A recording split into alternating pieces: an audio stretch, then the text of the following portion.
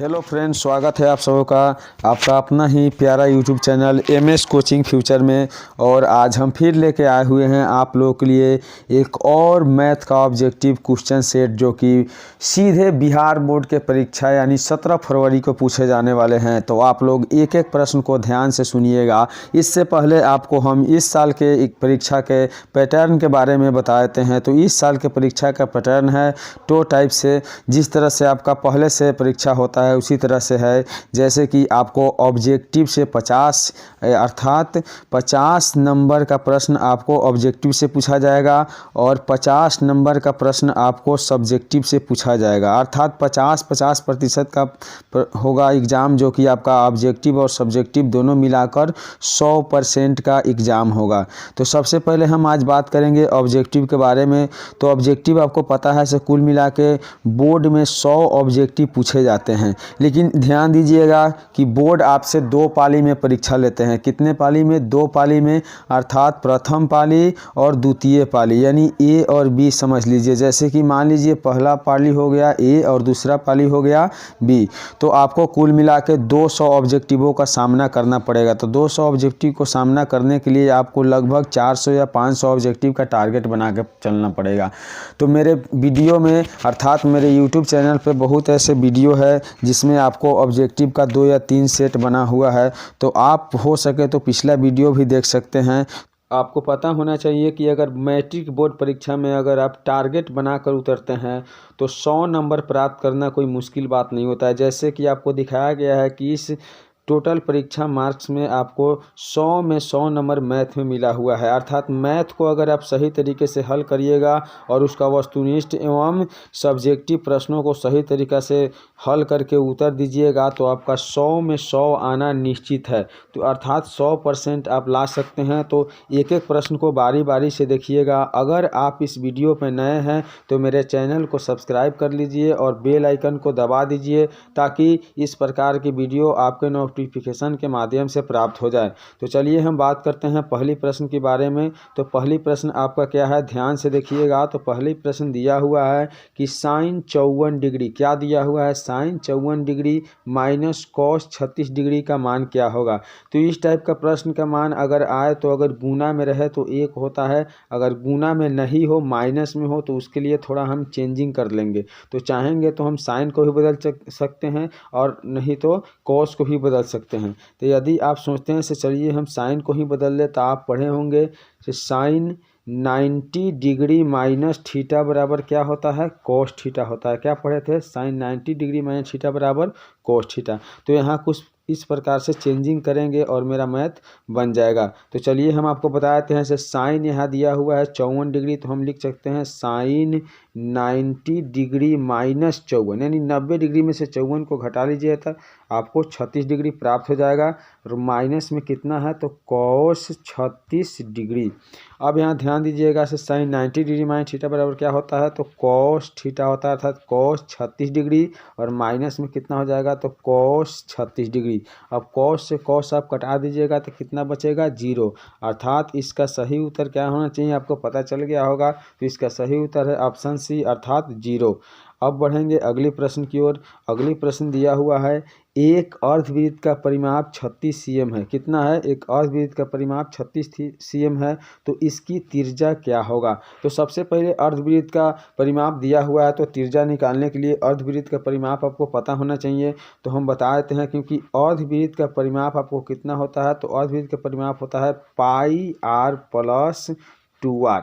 तो पाई r plus 2r भी आप कह सकते हैं, अर्थात पाई r प्लस डी भी कह सकते हैं। दोनों फार्मूला पे आपका हल हो जाएगा और इसका हल होने पर आपका आंसर कितना आ जाएगा 7 cm। अगर आपको आंसर निकालने में अर्थात उत्तर देने में दिक्कत होगा तो कमेंट कर सकते हैं, हम हल करके आपको बता देंगे। तो चलिए अब बढ़ते हैं अगले प्रश्न की ओर। अगले प्रश्न है आपका समांतर श्रेणी 54, 51, 48, 45 का 10वां पद क्या होगा। फिर से सुनिएगा, समांतर श्रेणी 54, 51, 48, 45 का 10वां पद क्या होगा। तो इस तरह का पद निकालने के लिए आप आसानी से निकाल सकते हैं, क्योंकि ध्यान दीजिएगा से प्रथम पद a बराबर कितना दिया हुआ है 54, कितना दिया हुआ है 54। सारवा अंतर d निकालने के लिए ठीक आगे वाला अर्थात 51 में से आप 54 को घटा लीजिएगा तो क्या हो जाएगा 51 माइनस 54। तो 51 में से 54 आपका नहीं घटेगा, तो 54 में से 51 घटाइएगा तो -3, अर्थात d का मान आपका कितना आ गया -3। अब हमें निकालना है कितना प्रश्न, तो निकालना है 10वां, कितना है 10वां पद निकालना है। तो 10वां पद निकालने के लिए हम क्या करेंगे, तो 10वां पद को हम लिख सकते हैं a + 9d। तो आप ध्यान दीजिएगा a का मान कितना है, तो 54 है प्लस 9 गुने d, तो d का मान कितना है, तो -3 है। ध्यान दीजिएगा तो 54 प्लस से माइनस में गुना करेंगे माइनस, और 9 से 3 में गुना करेंगे 9 × 3 = 27। अब ध्यान दीजिएगा 54 में से 27 घटा लीजिएगा कितना बच जाएगा 27, इसलिए आपका सही आंसर क्या हुआ ऑप्शन ए अर्थात 27। अब बढ़ेंगे अगली प्रश्न की ओर। अगली प्रश्न दिया हुआ है कि बिंदु 2, √3, -√2 किस पाद में स्थित है, किस पाद में स्थित है। ध्यान से देखिएगा तो ये आपका चतुर्थ यानी चौथी पाद में है, कितना चतुर्थ है, अर्थात ऑप्शन डी इसका सही होगा। लेकिन किस प्रकार से निकालना पड़ेगा, तो ध्यान दीजिएगा तो इस प्रकार के कुछ आपको फिगर बनाना पड़ेगा, और ये x अक्ष और ये y अक्ष और ये x डैश हो गया और ये कितना हो गया तो y डैश। तो सबसे पहले आप ध्यान दीजिएगा कि ये प्रथम चतुर्थांश होता है, ये द्वितीय चतुर्थांश होता है, और ये आपका तृतीय चतुर्थांश होता है, और यहाँ जो होता है चतुर्थ होता है। तो सबसे पहला जो मान होता है दोनों प्लस में होता है, उसके बाद जो मान होता है वो माइनस और प्लस में होता है, तीसरा मान होता है जो माइनस माइनस में होता है, और चौथा मान होता है पहला प्लस और बाद वाला माइनस। इसलिए इसमें दिया हुआ है जो पहला मान क्या है तो प्लस में है, दूसरा माइनस में है, तो पहला प्लस और दूसरा माइनस में हो तो चतुर्थ चतुर्थांश अर्थात ऑप्शन डी होगा। अब बढ़ेंगे अगली प्रश्न की ओर। किसी पूर्णांक m के लिए सम संख्या का रूप है, किसी पूर्णांक m के लिए सम संख्या का रूप क्या है, तो इसका सही उत्तर होना चाहिए ऑप्शन सी अर्थात 2m। क्या होना चाहिए 2m। अब देखेंगे अगली प्रश्न। अगली प्रश्न दिया हुआ है कि बिंदु 4,3 किस पाद में स्थित है, अर्थात जो बिंदु 4,3 है वो किस पाद में है। तो आपको हम इससे पहले बताए थे से जो भी प्रथम पाद में अर्थात प्रथम चतुर्थांश में होता है तो उसका मान क्या होता है दोनों प्लस में होता है, क्या होता है दोनों प्लस में होता है, इसलिए आपका सही उत्तर क्या होगा ऑप्शन ए अर्थात प्रथम पाद।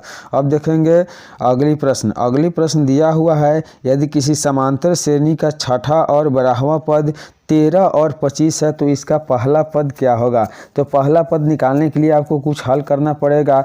जो आपको समीकरण 1 अर्थात जो आपका 13 है वो कौन सा है तो छठा पद है, और जो आपका 25 है वो कौन पद है 12वां पद है। तो इसको आप समीकरण 1 और समीकरण 2 मानकर हल करिएगा तो इसका सही उत्तर आएगा ऑप्शन बी अर्थात 3। अब बढ़ेंगे अगली प्रश्न की ओर। अगली प्रश्न दिया हुआ है एक शंकु का आयतन 1570 सेंटीमीटर क्यूब है, यदि इसके आधार का क्षेत्रफल 314 सेंटीमीटर स्क्वायर है तो उसकी ऊंचाई क्या होना चाहिए। तो ऊंचाई निकालने के लिए आपको थोड़ा हल करना पड़ेगा जो अभी संभव नहीं है, इसलिए आपको इसका सही उत्तर बता देते हैं। तो इसका सही उत्तर है आपका ऑप्शन बी। क्या है ऑप्शन बी अर्थात 15 cm। कितना है 15 cm। अब बढ़ते हैं अगली प्रश्न की ओर। अगली प्रश्न क्या है तो दिया हुआ है कोसेक 45 डिग्री का मान क्या होता है। ध्यान से प्रश्न पढ़िएगा। कोसेक 45 डिग्री का मान कितना होता है, तो आप पढ़े होंगे कोसेक किसके उल्टा होता है, तो कोसेक उल्टा होता है साइन का। तो साइन 45 डिग्री का मान कितना होता है, तो 1/√2 होता है। तो आपको निकालना है कोसेक 45 डिग्री का, तो सीधे इसको उल्टा कर दीजिए अर्थात √2 ऊपर चल जाएगा, बाटा में 1 लिखने की कोई ज़रूरत नहीं, इसलिए इसका सही उत्तर क्या होगा, तो इसका सही उत्तर होगा ऑप्शन सी अर्थात √2। अब देखेंगे अगली प्रश्न। अगली प्रश्न क्या है ध्यान से सुनिएगा। यदि a1/a2 बराबर b1/b2 की स्थिति में रैखिक समीकरण युग्म है, जब पहला दूसरे के बराबर नहीं हो उसका रैखिक समीकरण क्या होगा।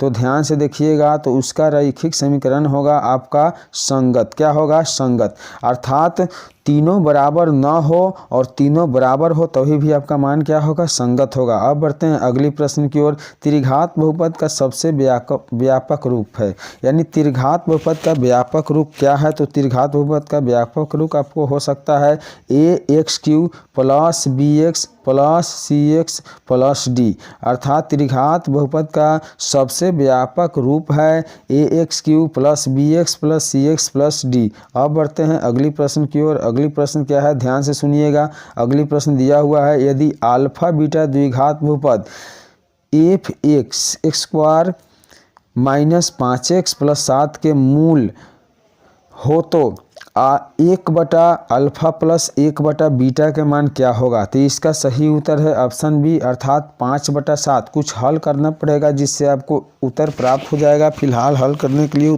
नहीं समय है, इसलिए हम आपको सही उत्तर बता दिए हैं। अब बढ़ते हैं अगली प्रश्न की ओर। अगली प्रश्न दिया हुआ है, द्विघात बहुपद 6x² माइनस 7x माइनस 3 के शून्य क्या होंगे? तो इसका शून्य का आप चाहिए तो AC फैक्टर के गुणनखंड से निकाल सकते हैं, चाहे तो मूल से निकाल सकते हैं। तो इसका सही उत्तर क्या होता है बता देते हैं। तो सही उत्तर आपका ऑप्शन ए, अर्थात 3/2 1/3 होगा। अगर आपसे हल नहीं हो रहा है तो कमेंट में लिख दीजिएगा, हम हल करके बता देंगे, ठीक है। तो अब बढ़ते हैं अगली प्रश्न की ओर। अगली प्रश्न क्या है, ध्यान से सुनिएगा। दिया हुआ है, अल्फा तथा बीटा द्विघात बहुपद f(x) बराबर x² प्लस 2x प्लस 3 का मूल हो तो 1/अल्फा जोड़ 1/बीटा का मान क्या होगा? तो इसका भी हल करने में कुछ ज़्यादा समय लगेगा, इसलिए आपको सही उत्तर बताते हैं। तो सही उत्तर है ऑप्शन बी, अर्थात -2/3। अब बढ़ते हैं अगली प्रश्न की ओर। अगली प्रश्न क्या है, तो अगली प्रश्न है, दो रैखिक समीकरणों के आलेख प्रतिच्छेद रेखाएं हैं तब समीकरण युग्म होगा। दो रेखाओं के समीकरणों का आलेख प्रतिच्छेदी रेखाएं हैं तब रेखाएं का समीकरण युग्म क्या होगा? इसका सही उत्तर है ऑप्शन बी, अर्थात एक हल होगा। कैसा हल होगा? एक हल होगा। अब देखेंगे अगली प्रश्न। अगली प्रश्न दिया हुआ है, निम्नलिखित में कौन परिमेय संख्या है? निम्नलिखित में कौन परिमेय संख्या है? तो आपका ऑप्शन ए परिमेय संख्या नहीं हो सकता है, क्योंकि ये रूट से बाहर नहीं निकल सकता है। और दूसरा देखिए, तो आपका दूसरा दिया हुआ है बी, अर्थात 2√2/2। तो √2 से √2 यहाँ कटने के बाद 2 हो जाएगा, तो आपका एक परिमेय संख्या ए हो गया। और दूसरा परिमेय संख्या डी, अर्थात √16 है, क्योंकि √16 का वर्गमूल कितना आता है? 4। तो अभी फिलहाल ऑप्शन आपका बी भी सही है और डी भी सही है। अगर दोनों में से कोई एक हो तो उसको सही कर लीजिएगा। अब बढ़ते हैं अगली प्रश्न की ओर। अगली प्रश्न क्या है, दिया हुआ है, दो क्रमिक सम संख्याओं का HCF क्या होगा? दो क्रमिक सम संख्याओं का HCF क्या होगा? तो इसका सही उत्तर है ऑप्शन बी, अर्थात कितना होगा? 2। तो पहला सम संख्या 2 होता है और दूसरा सम संख्या क्या होता है? 4 होता है। तो 2 से आप 4 में भागा दीजिएगा, तो 2 दूनी 4, अर्थात आपको पूरा पूरी कट जाएगा। कितना से पूरा पूरी कट जाएगा? तो ध्यान दीजिएगा, तो 2 से कटेगा, इसलिए इसका HCF कितना होगा? 2 होगा। अब बढ़ते हैं अगली प्रश्न की ओर। अगली प्रश्न क्या है, ध्यान से सुनिएगा। किसी धनात्मक पूर्णांक a तथा b के लिए ab का मस गुणे ab का लॉस निम्न में से किसके बराबर है? तो बहुत ही साधारण प्रश्न है, ध्यान से सुनिएगा। फिर से, किसी धनात्मक, ध्यान से सुनिएगा, किसी धनात्मक पूर्णांक a तथा b के लिए a का मस गुणे a, b का लॉस निम्न में से किसके बराबर होगा? इसका सही उत्तर क्या है? तो इसका सही उत्तर है ऑप्शन सी, अर्थात a गुणे b। अब बढ़ते हैं अगली प्रश्न को। अगली प्रश्न है, यूक्लिड विभाजन एल्गोरिथम दो धनात्मक पूर्णांकों के निम्न में से किसके परिकलित करने का तकनीक है? तो इसका सही उत्तर क्या होगा? तो इसका सही उत्तर है ऑप्शन बी, अर्थात मस। क्या है? मस। अब बढ़ते हैं अगली प्रश्न की ओर। अगली प्रश्न है, पाई एक संख्या है, अर्थात पाई क्या है? तो पाई आपका एक अपरिमेय संख्या है। क्या संख्या है? अपरिमेय संख्या है। 22/7 लिखा जाता है, लेकिन ये परिमेय संख्या नहीं हो सकता है, क्योंकि 7 से 22 पूर्ण विभाजित नहीं है। अब बढ़ते हैं अगली प्रश्न की ओर। अगली प्रश्न दिया हुआ है, दो रैखिक समीकरणों के आलेख समांतर रेखाएं हैं तब रैखिक समीकरण युग्म का हल होगा। दो रैखिक समीकरणों के आलेख समांतर रेखाएं हैं तब रैखिक समीकरण युग्म का हल क्या होगा? तो इसका सही उत्तर है ऑप्शन ए अर्थात कोई हल नहीं होगा। अब बढ़ते हैं अगली प्रश्न की ओर। अगली प्रश्न क्या है, ध्यान से सुनिएगा। अगली प्रश्न दिया हुआ है A1/A2 बराबर B1/B2 बराबर C1/C2 नहीं है। अर्थात A1/A2 बराबर है B1/B2 के, लेकिन C1/C2 बराबर नहीं है। तो समीकरण क्या होगा? तो इस समीकरण का हल आपका कोई हल नहीं होगा, क्योंकि पहला समीकरण दोनों बराबर हो और तीसरा बराबर नहीं हो, तो आपका समीकरण का हल क्या होगा? तो कोई हल नहीं होगा। तो अब बढ़ते हैं अगली प्रश्न की ओर। अगली प्रश्न दिया हुआ है A का मान जिसके लिए समीकरण निकाय AX + 10y बराबर 0, 2x + 5y क्या है? 2x + 5y बराबर 0 का शून्योत्तर हल होगा। इसका सही उत्तर है ऑप्शन ए अर्थात 4। अब बढ़ते हैं अगली प्रश्न की ओर। अगली प्रश्न दिया हुआ है द्विघात समीकरण x² + x - 1 बराबर 0 के मूलों का प्रकृति क्या होगा? तो इसका मूलों का प्रकृति क्या होगा तो निकालना पड़ेगा। फिलहाल आपको उत्तर बताते हैं। तो इसका सही उत्तर है वास्तविक तथा असमान। क्या है? वास्तविक तथा असमान। अब बढ़ते हैं अगली प्रश्न की ओर। अगली प्रश्न दिया हुआ है निम्नलिखित में कौन द्विघात समीकरण नहीं है? निम्नलिखित में कौन द्विघात समीकरण नहीं है अर्थात किसके चरों का घात 2 नहीं है? तो इसका सही उत्तर है ऑप्शन सी अर्थात x + 3/x बराबर x²। आप हल करिएगा तो यही आपका द्विघात बहुपद नहीं होगा। अब बढ़ते हैं अगली प्रश्न की ओर। अगला प्रश्न है द्विघात समीकरण x² - 5x + 4 बराबर 0 का विभक्तर क्या होगा? अर्थात इसका D यानी विवेचक D क्या होगा? तो विवेचक D होगा B² - 4AC। तो B का मान कितना है? तो B का मान -5 है, तो -5 के स्क्वायर -4 गुने 1 जब x है तो x स्क्वायर में 1 छुपा हुआ है, तो 1 गुने C के जब कितना है तो 4 है। अब ध्यान दीजिएगा B का मान कितना है? तो 5 के स्क्वायर 25 माइनस 4 चौका 16, तो 25 में से 16 को घटा दीजिएगा तो आपका कितना बचेगा? 9। कितना बचेगा? 9। तो इसका सही उत्तर क्या है आपको पता चल गया होगा। तो सही उत्तर है ऑप्शन सी अर्थात 9। अब बढ़ेंगे अगली प्रश्न की ओर। तो अगली प्रश्न क्या है ध्यान से सुनिएगा।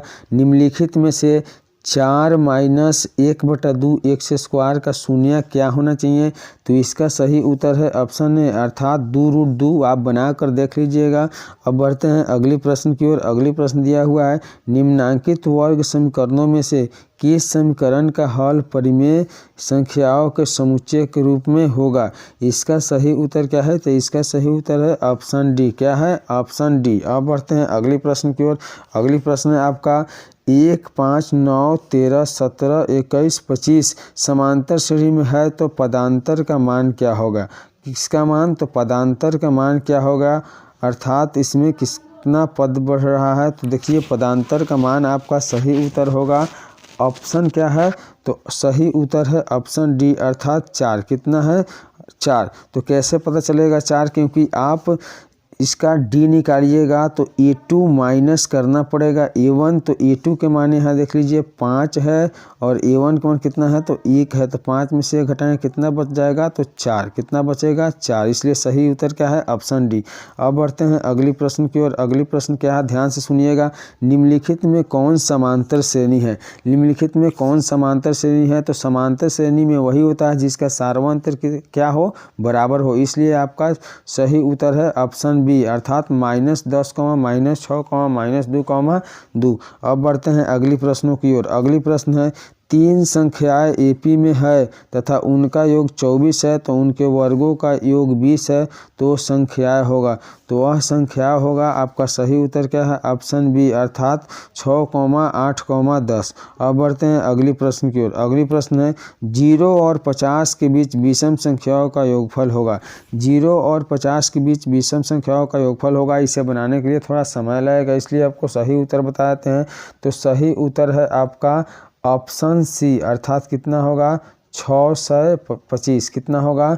625। अब बढ़ते हैं अगली प्रश्नों की ओर। अगली प्रश्न क्या है ध्यान से वीडियो पर बने रहिएगा।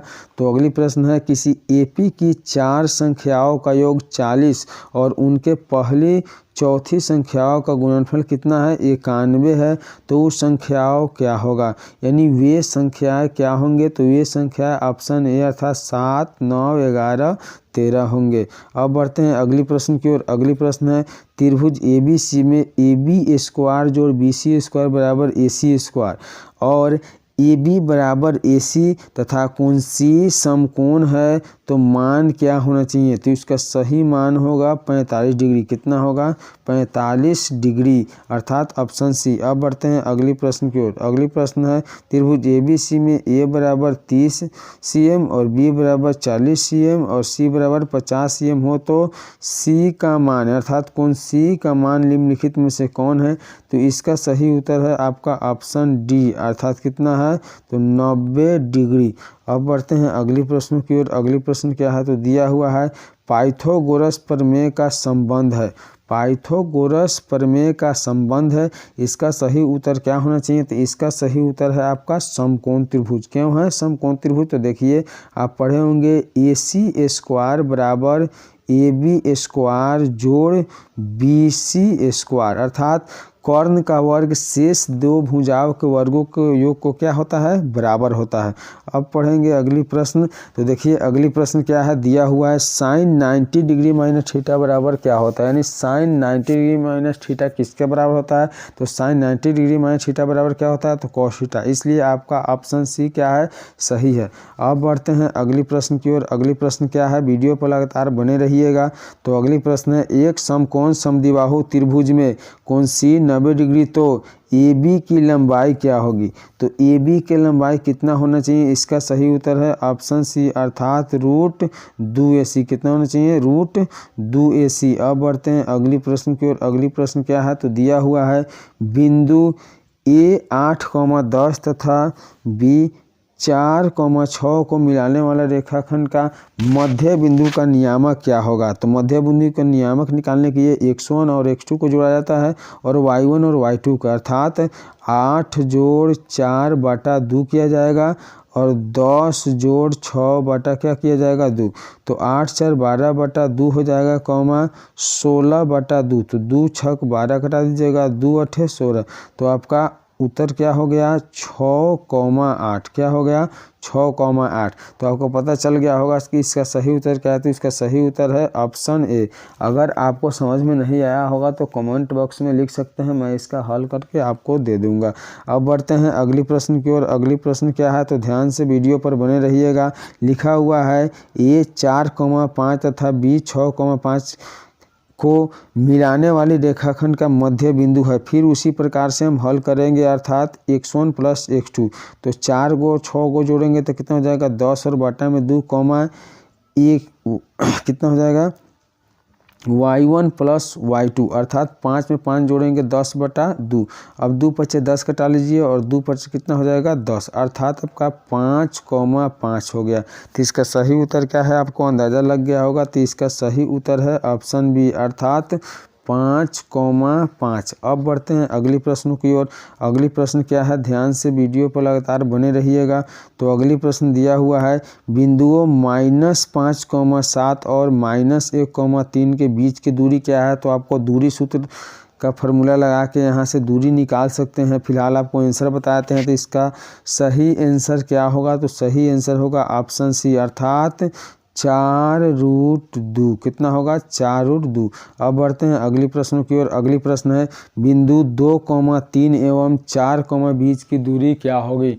फिर यहाँ आप दूरी सूत्र लगा के मैथ बना सकते हैं। फिलहाल आपको उत्तर बताते हैं, तो आपका उत्तर होगा ऑप्शन ए अर्थात 2√2। क्या होगा ऑप्शन ए अर्थात 2√2। अब बढ़ते हैं अगली प्रश्न की ओर। अगली प्रश्न क्या है, तो 1 + tan स्क्वायर थीटा का मान क्या होगा। तो 1 + tan स्क्वायर थीटा किसके बराबर होता है, तो 1 + tan स्क्वायर थीटा होता है sec स्क्वायर थीटा के बराबर, क्योंकि फार्मूला पढ़े हैं sec स्क्वायर थीटा बराबर 1 + tan स्क्वायर थीटा। क्या होता है 1 + tan स्क्वायर थीटा। अब बढ़ेंगे अगली प्रश्न की ओर। अगली प्रश्न है आपका 1/√3 किसका मान है। 1/√3 किसका मान है, इसका सही उत्तर है आपका tan π/6। क्यों, तो देखिए तो tan आपको पाई का मान कितना होता है 180 डिग्री बटा 6, तो 6 से कटा दीजिएगा तो कितना हो जाएगा 30, यानी tan आपका 30 डिग्री हो गया। कितना हो गया tan 30 डिग्री। तो tan 30 डिग्री का मान कितना होता है, तो tan 30 डिग्री का मान होता है 1/√3, इसलिए ऑप्शन सी आपका क्या है सही है। अब बढ़ेंगे अगली प्रश्न की ओर। अगली प्रश्न क्या है, वीडियो पर लगातार बने रहिएगा। अगली प्रश्न है, यदि √3 cosec थीटा बराबर 2 हो तो थीटा का मान क्या होगा। तो यहाँ हल करते समय cosec थीटा को फ्री करेंगे और बराबर में कितना है तो 2 है, उसके बटा में रूट कितना आ जाएगा 3, तो बटा में √3 हो जाएगा। अब ध्यान दीजिएगा से cosec थीटा में 2/√3 किसका मान है, तो sin 60 डिग्री का मान √3/2 होता है और क्या होता है sin 30 डिग्री का मान 1/2 होता है। तो आपका सही आंसर क्या है, आपको देखना पड़ेगा, फार्मूला याद होगा तो आप आसानी से कर सकते हैं। तो sin 60 डिग्री का मान कितना होता है √3/2, कितना होता है √3/2, तो sin के उल्टा आपका cosec होता है, इसलिए इसका मान क्या हो जाएगा 2/√3। तो 2/√3 किसका मान है, तो cosec कितना डिग्री का मान है तो आप देख चुके होंगे। तो आपका सही उत्तर है ऑप्शन ए, अर्थात cosec 60 डिग्री का। अब बढ़ते हैं अगली प्रश्न की ओर। अगली प्रश्न क्या है, तो 1 + tan स्क्वायर a बटा cosec स्क्वायर a बराबर होता है। इसे हल करना पड़ेगा, थोड़ा सा समय लगेगा, हल कर दीजिएगा। अगर हल नहीं हो पाए तो आप कमेंट कर सकते हैं, हम हल करके बता देंगे। फिलहाल आपको उत्तर बताते हैं। इसका सही उत्तर होगा cosec a, क्या होगा cosec a। अब बढ़ते हैं अगली प्रश्न की ओर। अगली प्रश्न क्या है, ध्यान से सुनिएगा। तो अगली प्रश्न है, एक बिंदु Q से एक वृत्त पर स्पर्श रेखा की लंबाई 24 cm तथा Q केंद्र से दूरी 25 cm है, तो वृत्त की त्रिज्या क्या होगी। तो वृत्त की त्रिज्या आपको निकालना पड़ेगा, थोड़ा समय लगेगा, इसलिए हम आपको सही उत्तर बताते हैं। तो सही उत्तर है ऑप्शन ए, अर्थात 7 cm। अब बढ़ते हैं अगली प्रश्न की ओर। तो अगली प्रश्न क्या है, तो दिया हुआ है, दी गई आकृति में TP और TQ केंद्र O वाले किसी वृत्त पर 2 स्पर्श रेखाएं इस प्रकार है कि कोण PQR बराबर 110 डिग्री और कोण PTQ बराबर है। तो कोण PTQ किसके बराबर है, तो इसका सही उत्तर होगा ऑप्शन बी, अर्थात 70 डिग्री। अब बढ़ते हैं अगली प्रश्न की ओर। अगली प्रश्न है, यदि बिंदु P से O के केंद्र वाले किसी वृत्त PA और PB स्पर्श रेखाएं परस्पर 80 डिग्री के कोण पर झुकी हो तो कोण POA का मान क्या होगा, यानी कोण POA बराबर है। तो इसका सही उत्तर क्या है, तो सही उत्तर है ऑप्शन ए, अर्थात 50 डिग्री। अब बढ़ते हैं अगली प्रश्न की ओर। अगली प्रश्न क्या है, किसी बाह्य बिंदु से किसी वृत्त पर खींची गई दोनों स्पर्श रेखाएं की लंबाई कौन सा होता है, इसका संबंध क्या होता है। तो इसका सही उत्तर है ऑप्शन ए, अर्थात क्या होता है समान होता है। अब बढ़ते हैं अगली प्रश्न की ओर। अगली प्रश्न है क्या, तो ध्यान से वीडियो पर बने रहिएगा। तो अगली प्रश्न है, यदि किसी वृत्त की त्रिज्या दुगुनी कर दी जाए तो नए एवं पुराने वृत्तों का परिधियों का अनुपात क्या होगा। तो नए एवं पुराने वृत्त का परिधियों का अनुपात आपको 2:1 होगा। कितना होगा, तो 2:1। अब बढ़ते हैं अगली प्रश्न की ओर। अगली प्रश्न है, वृत्ताकार पथ पर 3 धावक एक ही स्थान से दौड़ना शुरू करते हैं तो एक चक्कर लगाने पर 3 घंटा और 4 घंटा तथा कितना है 8 घंटा समय लगता है। तो तीनों प्रस्थान बिंदु पर पुनः मिलने लगा तो समय क्या हो गया, यानी एक साथ तीनों दौड़ना प्रारंभ किया, कुछ 3 घंटे, कुछ 4 घंटे और कुछ 8 घंटे समय लगता है। तो अगर तीनों एक साथ मिलना चाहिए तो इसका सही उत्तर क्या होना चाहिए, यानी कितने घंटों लगना चाहिए। तो आपका सही उत्तर है ऑप्शन डी, अर्थात 24 घंटा। कितना घंटा, 24 घंटा। अब बढ़ते हैं अगली प्रश्न की ओर। अगली प्रश्न दिया हुआ है, यदि किसी वृत्त की त्रिज्या आधी कर दी जाए तो पुराने तथा नए वृत्तों के परिधियों का अनुपात क्या होगा। तो इसका सही उत्तर है ऑप्शन बी, अर्थात 2:1। अब बढ़ेंगे अगली प्रश्न की ओर, ध्यान दीजिएगा। तो अगली प्रश्न है, यदि किसी वृत्त की त्रिज्या दुगुनी कर दी जाए तो पुराने और नए वृत्तों के क्षेत्रफलों का अनुपात क्या होगा। तो इसका सही उत्तर है आपका ऑप्शन बी, अर्थात कितना हो जाएगा 1:4। कितना हो जाएगा 1,4। अब बढ़ते हैं अगली प्रश्न की ओर। अगली प्रश्न है, एक घन का आयतन 125 मीटर क्यूब है। कितना है? एक घन का आयतन 125 मीटर क्यूब है, तो उसका कुल पृष्ठ का क्षेत्रफल क्या होगा? तो कुल पृष्ठ का क्षेत्रफल निकालने के लिए सबसे पहले आपको त्रिज्या अर्थात r का मान निकालना पड़ेगा, और जब r का मान निकाल लीजिएगा तो घन का कुल पृष्ठ का क्षेत्रफल क्या होता है? तो 6 गुने भुजा स्क्वायर। तो आप आसानी से हल कर सकते हैं। फिलहाल आपको हम उत्तर बताते हैं। तो इसका सही उत्तर क्या होगा? तो ऑप्शन सी अर्थात 150 मीटर स्क्वायर। अब बढ़ते हैं अगली प्रश्नों की ओर। अगली प्रश्न क्या है? वीडियो पर लगातार बने रहिएगा। तो एक घनाभ के 3 संलग्न फलकों का क्षेत्रफल x स्क्वायर, y स्क्वायर और z स्क्वायर है, तो उसका आयतन भी बराबर होगा, अर्थात उसका आयतन क्या होगा? तो इसका सही उत्तर है ऑप्शन डी अर्थात XYZ। क्या है? ऑप्शन डी अर्थात XYZ। अब बढ़ते हैं अगली प्रश्न की ओर। अगली प्रश्न क्या है? ध्यान से देखिएगा। दिया हुआ है, किसी बरमवर्ता का बहुलक होता है। किसी बरमवर्ता का बहुलक होता है, इसका सही उत्तर क्या है? तो इसका सही उत्तर है ऑप्शन सी अर्थात अधिकतम बरमवर्ता मान। जिसकी बरमवर्ता अधिकतम होती है वही क्या होता है? आपका बहुलक होता है, अर्थात बहुलक की बरमवर्ता होती है। अब बढ़ते हैं अगली प्रश्न। अगली प्रश्न क्या है? ध्यान से देखिएगा। तो अगली प्रश्न है, 13013 का बहुलक होगा। तो जिस आंकड़े के बराबरता अधिक हो, यानी जो आंकड़े अधिक बार रिपीट किया हो वही आपका बहुलक होगा। तो इसमें 3 आपको सबसे अधिक बार रिपीट किया गया है, यानी सबसे अधिक बार दोहराया गया है, तो इसलिए इसका सही उत्तर होगा ऑप्शन डी अर्थात 3। अब बढ़ते हैं अगली प्रश्न की ओर। अगली प्रश्न है, निश्चित घटना की प्रवृत्ता होता है। किसी भी निश्चित घटना की प्रवृत्ता कितना होता है? तो 1 होता है, इसलिए इसका सही उत्तर है 1। अब बढ़ते हैं अगली प्रश्न की ओर। अगली प्रश्न है, निम्न में से किसकी घटना की प्रवृत्ता नहीं होती है? निम्न में से कौन घटना की प्रवृत्ता नहीं होती है? तो जो आपका माइनस में दिया होगा वो आपका घटना की प्रवृत्ता नहीं होगा, इसलिए इसका सही उत्तर है -5। क्या है? -5।